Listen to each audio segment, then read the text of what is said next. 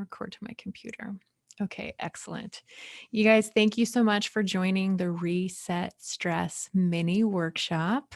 We are calling this a mini workshop because we're dropping in on our lunch hour.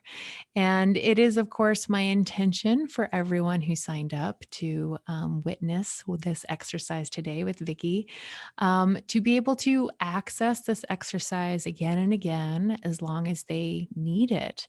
Our biology is wired for stress. And just as we are wired for stress, we are also wired with the capacity to self soothe and reconnect with that part of our nervous system that tells us we are safe and we are calm and we are okay. And if you've been following me for a little while or learning about the gut microbiome and the gut brain axis, your gut health depends on your ability to find this state of balance, find the state of neutrality, and get back in touch with your parasympathetic nervous system. So I am going to introduce Vikki Furman. Vikki Furman is I'll use my own words, and I love that you've given me your bio, but she's a body worker. And what body means is somatic. So somatic experiencing, somatic connection, and she owns the Bodyology Clinic. And bodyology is the study of your body, and it is a very personal practice. It is something that is unique. It is something that only you can really experience and put into your own words. Vikki has given me one private session with her, and it kind of blew my mind. Think the best therapy session you've ever had. We took a journey to my childhood. I cried. She brought me out of it. She made me feel strong. She made me feel whole. She made me feel connected to my body. And that is the kind of medicine I am most interested in. Diet is easy. It's easy. We eat real food. And if you can commit yourself to that and give yourself grace when you decide to consciously not eat real food, that is all okay. But I think what we really need as a society and what we really need in medicine is an opportunity to help people feel their bodies, feel connected to their emotions, feel connected to their thoughts, and really take control of their own body and their own nervous system state. So, with that, Vikki, welcome. Thank you so much. Thank you. Oh my gosh. Like, I think you kind of just summarized it all. Like, can you just you keep going? That was amazing. Thank you. Well, yeah. So I guess what I wanted to ask you a few questions because your attention to, in my experience with you, belief, Mhm, we did belief work, mhm. and I was so shook by it in such a, again, it really touched me. Can you expand a little bit more about this idea of belief and how that shows up in our body? Yeah. When I first started this work, my mentors would talk about what are you believing? What are you? And a belief is something, it's a thought that we hold dear. It's something that we make meaning of. Um, an example of a belief would be no pain, no gain. Like I have to have pain in order to make physical gains. That would be an example of a belief. And this, that's the underlying kind of component to our thoughts and our experiences create our beliefs, and they're kind of tucked away and they're not quite so obvious. And so I used to actually get really frustrated when my mentors would say, like, what are you believing, what are you holding on to? And I'm like, I don't know, I don't even know what that means. And so what I do is I help people unlayer that layer by layer. We don't just like dive right in, like, what are you believing? It actually takes some layers to get to, and we can talk more about that too as we go on with this. But yeah, does that make sense? Yeah, well, again, I think when we get a little esoteric with feelings and emotions and thoughts, right? Like, so in medicine, we're taught objective findings, vital signs, body weight, high blood pressure, and it's fun for me because I love this esoteric language, and it really does embody more of like the femininity of the world. What are we feeling? What are we believing? And it feels like a flow. And in healthcare, anybody with GI issues has largely been shrugged off because they don't fit these objective molds. And so I really get tickled because in the gut health realm, the microbiome realm, the microbiome seem to be feeling and sensing whatever you're putting out.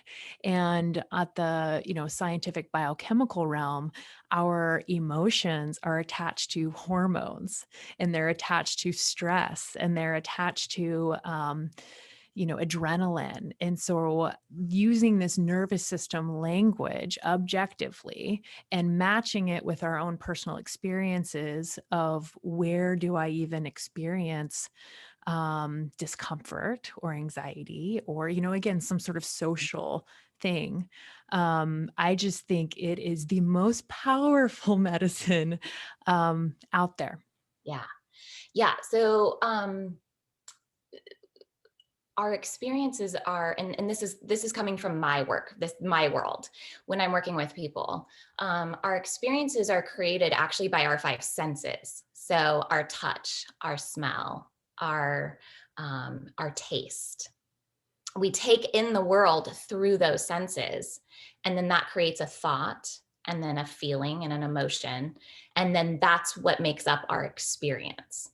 And that's it starts with our senses, right? It starts in the body, but it's also a very mind. We're meaning making machines. Our brain wants to make meaning of everything. And so yeah, so when those senses, when they pick up on something, we make a mental picture of that. And then we create a story around that, whether we're aware of it or not. And that's actually the trickiest part, is because most people just were not aware of the story that's playing in the back of our mind. So yeah. And the exercise that I have for us today is gonna take us through that a little bit more. I'm so Kind of a deep, excited. I'm yeah, so excited. Let's dig in. yeah, And after the exercise, if participants are willing, we can share. And again, I'm totally fine if you don't want to put your face out there.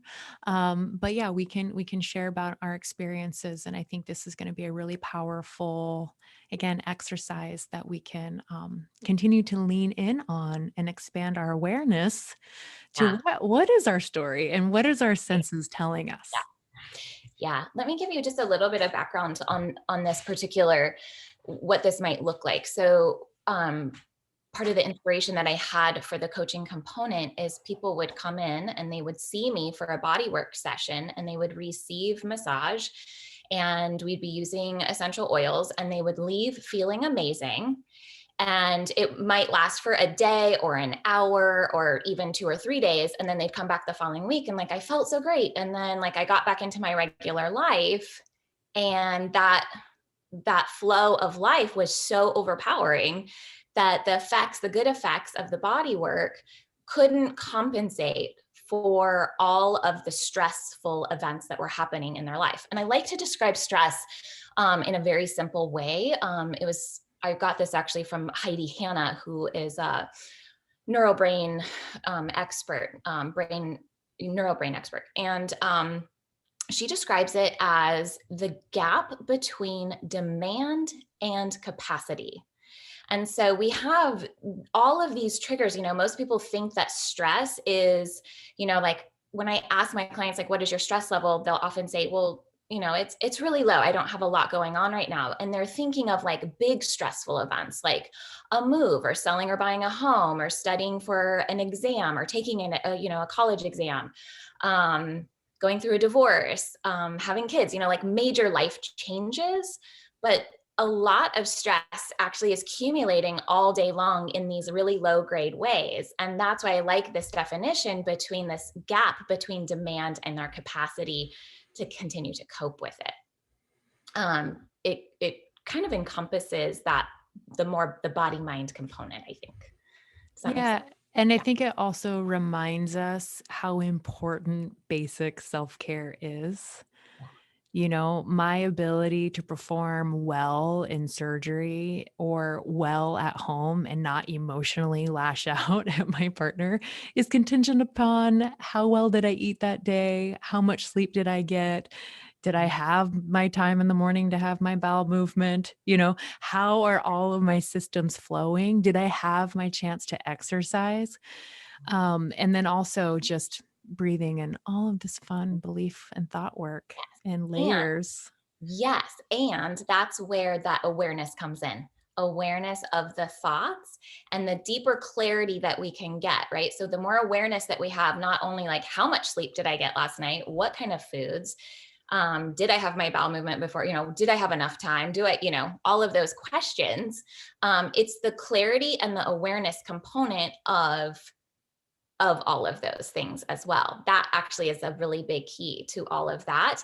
And that leads to, what are you believing, right? There's another one that kind of fits in there for busy people, is that belief of, I just don't have enough time to do it all. And so when you believe that you don't have enough time to do it all, your experience is there's not enough time. You're constantly rushed. You don't have time to carve out for yourself because there's not enough time. There's not enough time to think about self-care. There's not enough time to do self-care. Yeah, that resonates with me so much. Thank Mhm. thank you, Vicky, for helping with my time beliefs. Yes, I know. I know. Yeah. Yeah. So this, here's a quick exercise, like just to kind of start tapping us into this. First of all, is the breath, like you were saying. I love slowing our breath down and being aware of the quality of our breath. When you inhale, where does your breath, does it kind of sit in your chest? Can you deepen it and go all the way into your belly? So if we were to take a few breaths here together, in and out, and just notice the quality of your breath. Does it feel like as you're inhaling, you have to force and push life force into you? Or does the inhaling feel easy and at ease? And these are just things that we notice. There's never any judgment around it. It's all like, I think of myself as just, I'm a scientist of my own body all the time. Like, what does this feel like? What would happen if I slowed it down? What happens if I speed it up? So that I'm like starting to get to know my body even deeper. Um, Another way that our body mind is connection, think of a lemon. Like if I said, what does a lemon taste like? Like, what do you feel in your mouth? Like, even just thinking of the lemon, the thought of a lemon physically triggers our salivation. And we start like puckering and can taste a lemon, but we don't physically have a lemon in our mouth, right? Like, that's how powerful our thoughts are. I love it. Um, and then our emotions are just like food. So when we're triggered and we have these strong emotions that flood, really powerful emotions, right? So it's like emotions like anger, frustration, extreme happiness, elatedness. Um, if we don't metabolize those, they sit in our body, oftentimes in the visceral stomach area, right? Like think of like, like when you get angry or you think about grief, like where do those hit you? Oftentimes they kind of hit us right in our gut. And so being aware of these and then allowing space and time to kind of work through those, right? Or if you're in the heat of the moment, like this is where self-care comes in. But if we put self-care off to the side and we don't take time to digest, it's over time. That's what we're talking about with stress, right? It's like over time, this cumulative, it builds up. And then, for some people, it leads into like a healing crisis of some kind. Yeah. We are here to prevent the healing crises. Yes. We do this work every day so we don't have to crises later, Yes. right? We are Yeah. senseis. We're studying to be black belts Yeah. in we Yeah. got this. Yeah. And this is where building our intuition, building our body intuition is a main component to stress resistance, resisting, being resilient to stress, which is what we're going to do now. So does that sound good to kind of dive into the exercises? Feel like a good time to go, or does that sound good? I am so excited to do these exercises with you, Vikki. Okay, cool. Um, Welcome, Donna. I'm just going to mute you for the sake of the group participation. There we go. cool. Yeah, so let's go back. Let's take a few breaths together. And while you guys are breathing, I'm going to take Erika through an exercise. And you guys who are watching live right now, or you're going to be watching the replay, you may want to go through this exercise on your own while Erika is doing it, which you are more than welcome to do.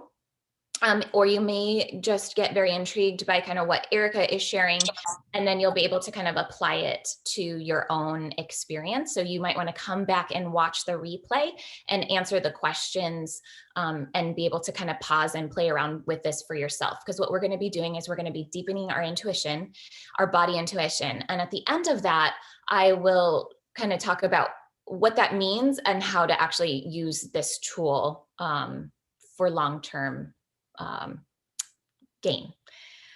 So Erika, what we're going to do, and those of you guys who are here to play along, what we're going to do is Erika is going to think of a time that she made a really good decision. So think of a time where you made a decision and it turned out really well for you. Okay. And we'll give people around who, we'll give people who are here or watching just a second or two to kind of think of that experience. And when you get this experience that comes in your mind, like you just have like, what is the image that's kind of coming to your mind? So Erika, we don't actually need to know the details. And this is what I love, because this isn't therapy. This is actually just coaching and somatic coaching, and like diving into like, what is your body doing? And what we're going to be doing is we're going to be kind of filtering what senses do you load up on when you have this image of a decision where you made a really good choice. So I'm going to read through and we're going to see what comes up for you. Does that sound good? That sounds perfect. Okay, cool. All right. So in your mind's eye, what size is the picture in your mind with a decision that you made really well? What size? Yeah, what size is it? So like ginormous. Ginormous, like panoramic, like panoramic, fills like the whole space. The whole thing. Yeah. Okay. Gigantic. Is it moving or still?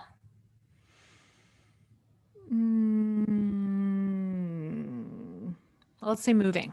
Yeah. Okay. Good. And what shape is it? I know you said kind of panoramic. So is it rectangular? Is it square? Is it wider than it is longer?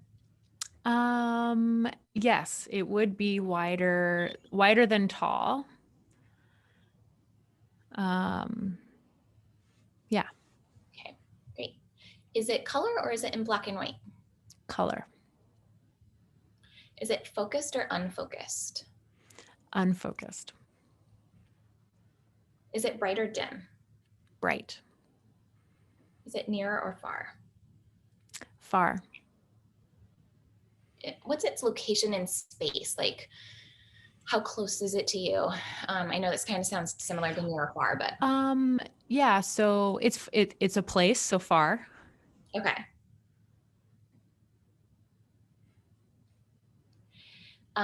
Is it framed or unframed? Does it have a frame to it? Unframed. Yeah. Okay. Cool. And are you looking at it through your eyes, or can you see yourself in the picture? I see myself in the picture. Okay. All right, great. Does it have a volume to it? Can you hear any noises in it? Yes, I can hear noises in it. Okay. Is it loud or soft? There's two qualities. There is a soft background noise, and then my experience is around meeting my husband. And so the sound is largely him and I together talking, but everything else is kind of muted in the background. Oh, great. Okay. Okay, beautiful. Does the volume have a certain tone or pitch to it, or a temp to it? Yeah, warm, soft, inviting.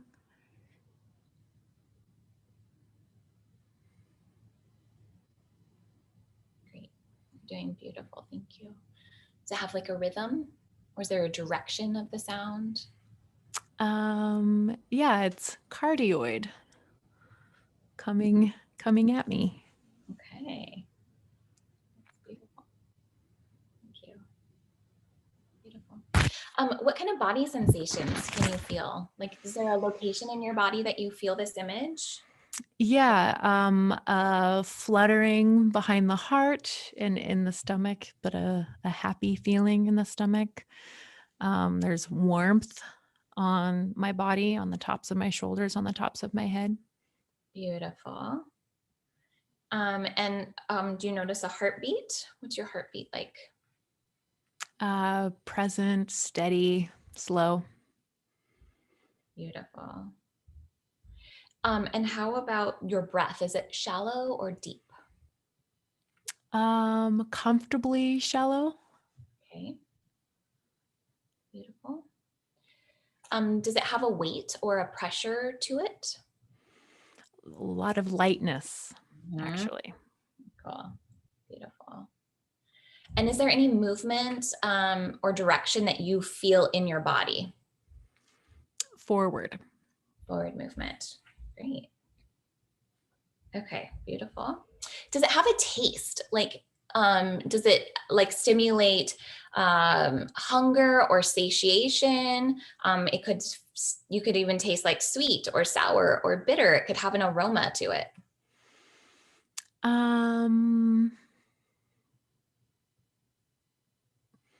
yeah, I mean, kind of like how water tastes, like that kind of like crisp feeling, like it's neutral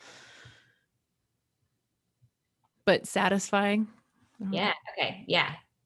Satisfied, right? Yeah. Okay. Okay. Great. Beautiful. Okay. Great. Okay, so we're gonna just shake that out actually. So just wiggle in your seat.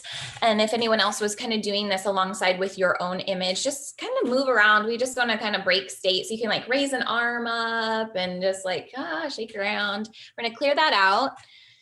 Take a breath. And now what I'd love for you to do is think of a time where you made a decision that didn't turn out so well. So you made this decision, and you're like, oh, that didn't go so well. Okay, so load that up in your mind's eye. And if you're watching, just pull up this picture. We're not going to stay here for very long because it might feel a little uncomfortable. So I promise we'll weave out of this. Erika, do you have that image in your mind? Yes. Okay, beautiful. I'm going to ask you the same questions, and I'm going to go through this list a little bit faster. And what we're going to actually be noticing, what I'm looking for, are the differences between the qualities of how you are feeling. Okay. So back to the first one is, what size is that in your mind's eye?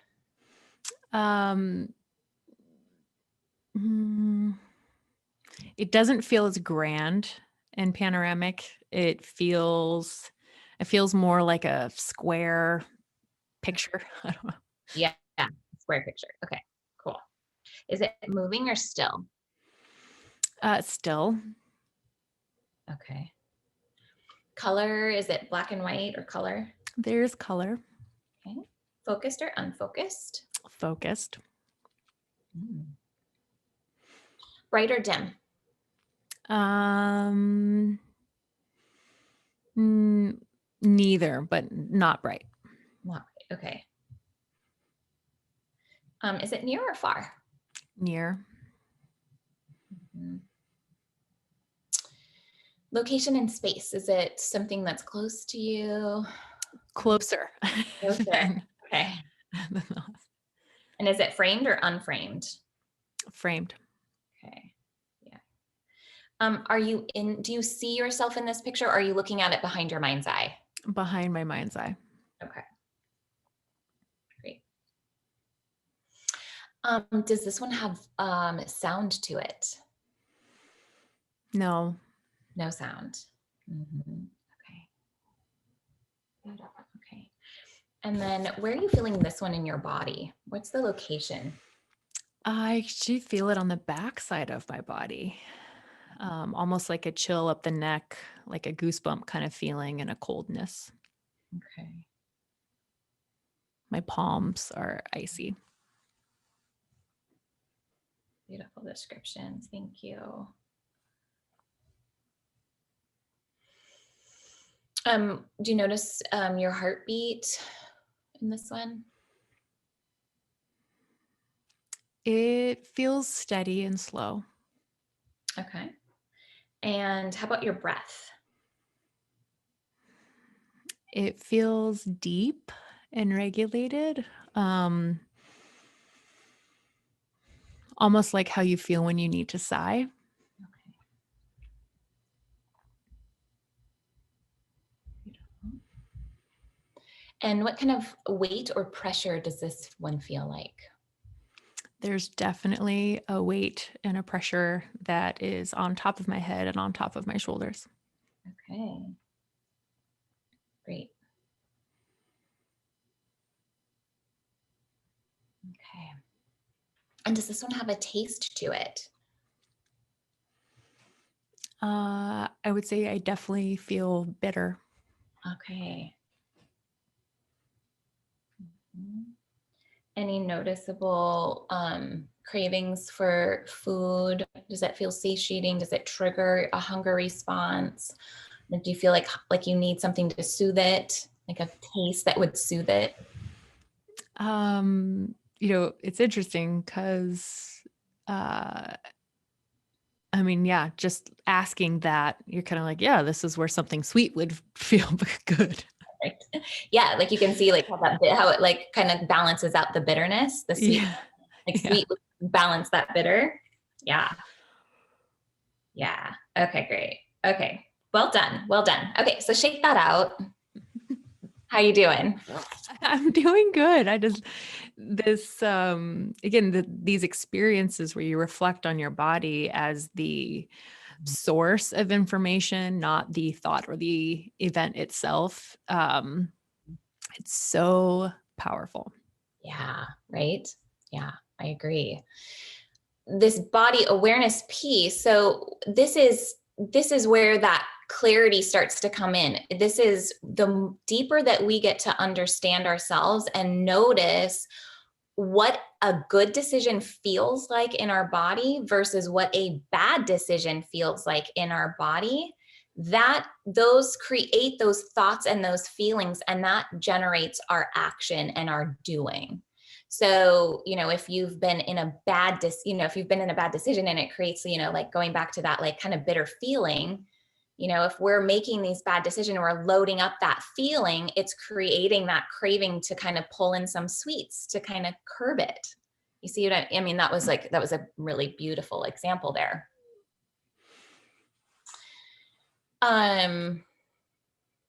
So let's just see if there's anyone who's having some questions about this before I kind of pull these all together about this. And we kind of dissect this just a little bit more. If this is making sense, or it's like, oh my gosh, back up, this is kind of a lot and it's not making sense to me. Give people kind of a chance if they want to type into the chat, no problem. Does that sound okay for you, Erika, too? Yeah, I think that's great. So when we feel confident about ourselves, oh, go ahead. Yeah. Hi. Hi, Nick. Hi, Vikki. I really appreciate, I guess, what you just kind of transcribed and brought to that. I kind of found myself listening to Erika and then honestly having to kind of go back and like be like, oh, geez, I'm supposed to be doing this too, and not just listening. Yeah, as I kind of put myself in both those places, there absolutely is a physical response that your body goes through, and and it totally can dictate your Yeah, so thank you is what I want to say. Yeah. That's really cool. Yeah, you're welcome. Yeah, you can see like when we're loaded up on these good feels, we make good decisions. We're doing good choices that make us feel good. When we're loaded up on those feelings, those not so good feelings, we tend to make choices and do behaviors that are also not in alignment with the direction that we're wanting to go. Yeah. Thank you for that share. That's beautiful. Thanks, Nick. Thank you. Yeah. Thanks, Erin. Nick, sorry, I meant to mute you. There's a little background noise, but feel free to unmute yourself when you want to talk. Thanks.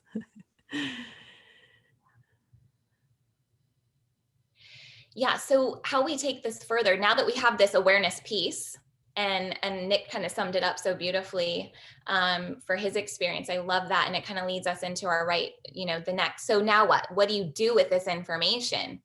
So now I want you to think of a decision that you've been wanting to make, but you haven't really taken the step forward. So maybe it's, you've been wanting to lose 10 pounds, or you've been wanting to apply for that new job, or you've been wanting to quit smoking, or ABC. It doesn't, whatever fits for you. Think of that decision that you've been wanting to make. And now what we're going to do is we're going to step in and use a powerful mental rehearsal tool. We're familiar with athletes who use this, and it's the same thing. I want you to step into this future version where you are taking this on a ride with that good decision, with all those good feels. And you're putting yourself into that future version of you. So 6 months from now, I want you to look at yourself 6 months from now, where you've loaded up on these good decisions, the feelings and the sensations that go along with this good decision, making this new decision of something that you're wanting, and you're resourcing, you're using that good feel, and you're going to see yourself. What are you thinking? What are you doing? What are you feeling from this place of clarity, this new place of clarity? And Erika, if I pose that to you, I'm kind of putting you on this spot, but what comes up for you? This, not to sound too hippy dippy, but the universe has your back. And so it's this very aligned, again, extrapolating on like the big panoramic vision of what happens when I tap into that intuitive part of myself that does tell me to say yes, that does tell me to pick up the phone, that does tell me to write the email or complete the application or whatever it means to put myself out there. That by putting myself out there to make these dreams come true has really only resulted in my success. Yeah, right. Yeah. So it does feel like there's security in the motions of trying. Yeah. Right. Yeah. That brings up for me, as you're saying that, none of us really know how this is going to turn out. It's always hindsight when we do it, but it's how we move through our experiences that gets us that end result. And that's what I'm hoping to kind of tap into for you guys. When we're making good decisions, our body is already giving us that feedback that we're making good decisions. It's when our brain starts telling us with our thoughts and our feelings, like, are you sure you want to do this? And it's bringing in that doubt. And then it loads up on the doubt feelings. And so we kind of wish-wash back and forth. But if we can keep tapped into that good feeling, we get to move closer to the direction that we want to go. And from a coaching standpoint, that's what I'm helping my clients do, right? We're setting this container if someone wants to lose 10 pounds and they kind of are stepping in of like clarity and good decision. And then they kind of fall, reminding you, what are those feel good feelings for you? How do you resource the positive to keep moving forward? So I guess I have a question. Yeah. What advice do you give people as they are feeling consumed by the doubt? Yeah. So I know how doubt feels for me what lets you know that you're feeling doubt? That's what we dive into. What lets you know? Doubt is a feeling which was created by the senses, which loaded up some thoughts, which created the feeling of doubt, which makes you take action from a place of doubt. So what I would ask, it would be a series of questions. What lets you know that you're feeling doubt? What are all of the triggers that are loading doubt up for you? And if you had the opportunity to not feel doubt, what would you get to experience or feel instead? So if someone didn't want to feel doubt and they wanted to feel confidence, then we say, what does confidence feel like? Where have you known confidence? And we load up confidence in our body from that place. Does that make sense? It does. It makes perfect sense. And again, I'm so intrigued and tickled by this practice of learning from yourself, listening to how you experience emotions, and actually getting to a place where you can turn thought off, because doubt is like this narrative in my brain that tells me I'm not good enough, or I can't do it, or not, I'm not comfortable being vulnerable enough to take this next step. And because we're thinkers, we think, therefore we am or are, it's completely disconnected me. And often, sometimes as a doctor, I have a hard time. Again, I'm just so grateful for you, Vikki, because you have a hard time connecting to these emotional dramas that are associated to all these different health ailments, because we don't know what we feel. Yeah, it's like we're thinking our way out of doubt, or we're thinking our way out of anxiety, and it doesn't work. You can't think your way out of those feelings. It's actually, you got to feel your way out of those feelings. Yeah, thinking it only perpetuates the cycle more. Actually, it keeps you in doubt, it keeps you in anxiety, it keeps you in overwhelm. But that being said, feeling it is really new to some people, and it's scary. Like, I have long, and this is part of the reason that I got into the work that I do, is because of how anxiety felt and showed up in my body.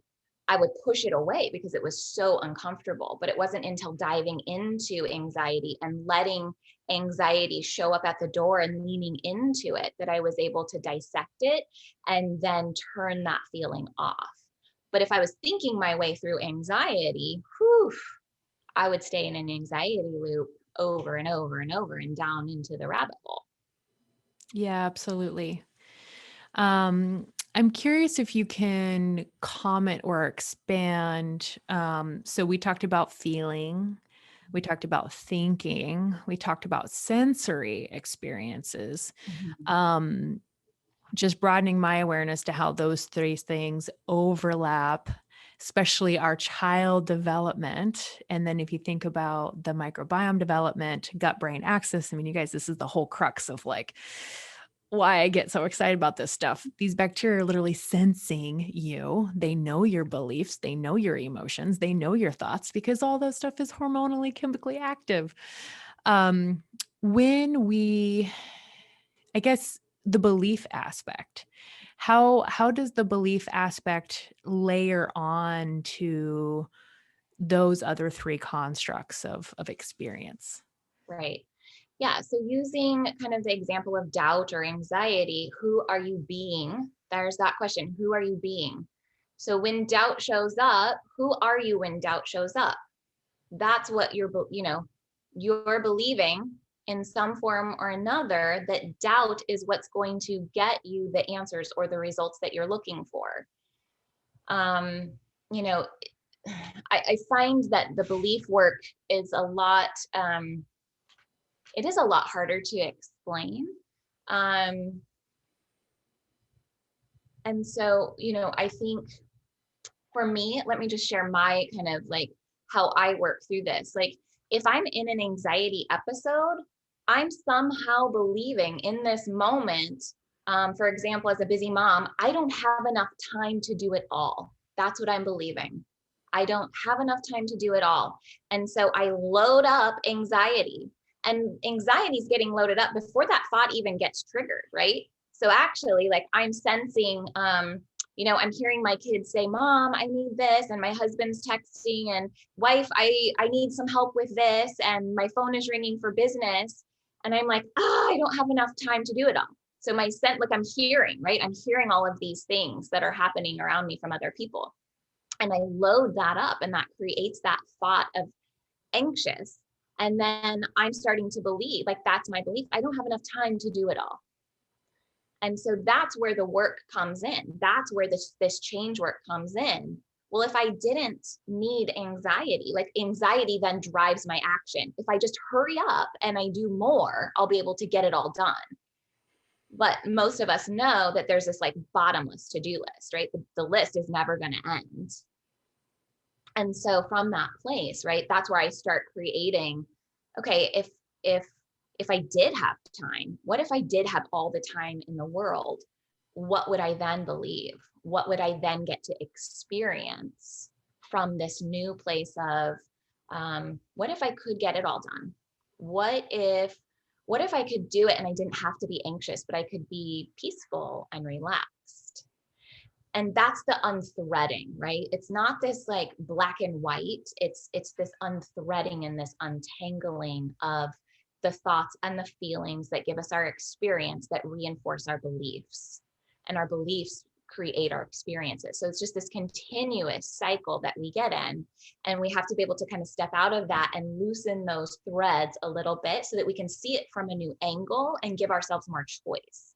Because it's when we are feeling bottlenecked into, I only have one choice. I have to plow through this or it won't get done and I won't get out of anxiety. And that's the one choice. But when we step back and we see that there are multiple choices to handling the to-do list, that frees us up more to have a different experience. Does that make sense? Yeah. And I mean, it's not, it's so simple, but to Right. experience it is actually really hard, and it doesn't feel, I don't know. So do you think we're just like perpetually undoing bad parenting? Right. You know what? So, yeah, no, I don't, because I think all of our experience, it's not just our parenting, right? It's all of our caregivers. It's the people that we were around as children, right? It's all of our experiences. Again, we're experience making machines. And so, like, who you were around the most is probably where you're getting a lot of those early childhood beliefs. But I've heard it said from, I have a mindset coach. She was saying something like, even if we had the most perfect childhood, you still walk away with like 75% of like all this like heavy baggage that you have to go through. And that's if you had an amazing, perfect childhood, which none of us have, right? Yeah. Um, Well, there's I think like it's kind of a elements. part of life. Yeah. Yeah. And there's like elements of personality and will and counter will and all of these things. So Why we it's so important, right? Like when you're working with someone, like it's not this cookie cutter, like, so the programs that I have, like there's structure to them, but you have to honor our individuality, right? Because like you're saying, like our experiences are so different, and our personalities and our jobs and all of the different things that are making us unique. We're all very unique. So I think it's really important. Oh, it so is. Great. Well, we are nearing the end of our 45-minute commitment to take a mini reset stress workshop. And Vikki, what is coming up next for you? What programs do you have going? How can our listeners near and far work with you? I love that. Thank you for asking. Oh my gosh. So if this type of work resonates with the viewers, I say there's a couple of different options. There is the one-on-one route if you're wanting kind of one-on-one support where we dive uniquely into your thoughts, feelings, and beliefs, and we can untangle those. If you're wanting to kind of close the gap on the results that you want, then the one-on-one track is a great experience for people. I have single sessions. It's easy for people to get in and just even have a single one-off session to see like, what is this work really all about and what can it do for me? And then I've got at the end of April, I have a 6-week group program coming up. And I also love groups because not only are you're getting some individual one-on-one help, but the group aspect, the component is exponential because you're also feeding off of other people's experience, right? Like you shared your beautiful experience with us today, and Nick popped on and showed his experience. And what that does is it kind of exponentially like opens up our mind to the other possibilities. And so I do have a 6-week group program coming up at the end of April. Oh, lovely.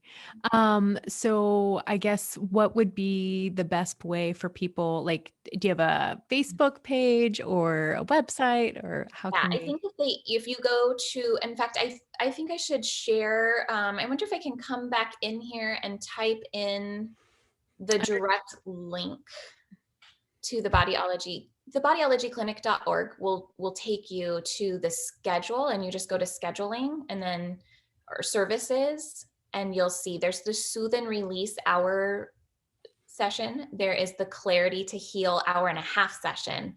And then there's the 6-week group program that they can link to. Perfect. Yeah, for anyone that's interested, I think I did the hour-and-a-half session. Um, oh, it was so good. It was so good. I can't wait to get back in there for more. I can't wait either. Yeah. So let's close. And I guess whenever I'm trying to say goodbye to people I care about, I often like to linger and give people the longest, biggest, deepest hugs. And we hold each other and we take a couple deep breaths together. And that is my version of sharing my love with people I care about. And also how I like to offer myself as a resource for co regulation.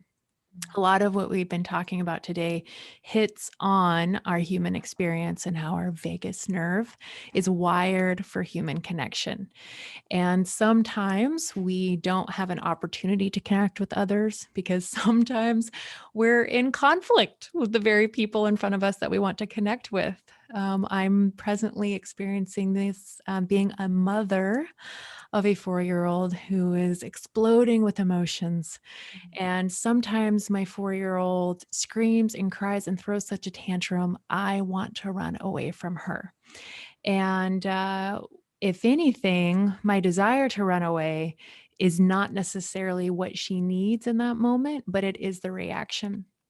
And so I've been learning and leaning into being more present with her and just staying kind of nearby as much as I want to run away. So anyway, we have the capacity to help our fellow friends, colleagues, lovers also co-regulate. And stress is something that's not unique to any one person. The events, sure, but our sensory experience of where it is on our body is something everyone can feel. So with that, please, if you're listening to this, I hope you enjoyed the exercise. I hope you find Vikki Furman, and I hope you get to expand your awareness to what it means to really be a sensory being. And let this be the ripple effect. So you can carry this work home, you can share it with your loved ones, and just continue to practice this body body work, right? So somatic means body. There's somatic experiencing, there's somatic different types of therapies that you can do. But yeah, self-care on, listeners, and hopefully we can all stay regulated together. So beautiful. Aw, Yeah. great. We will end the recording.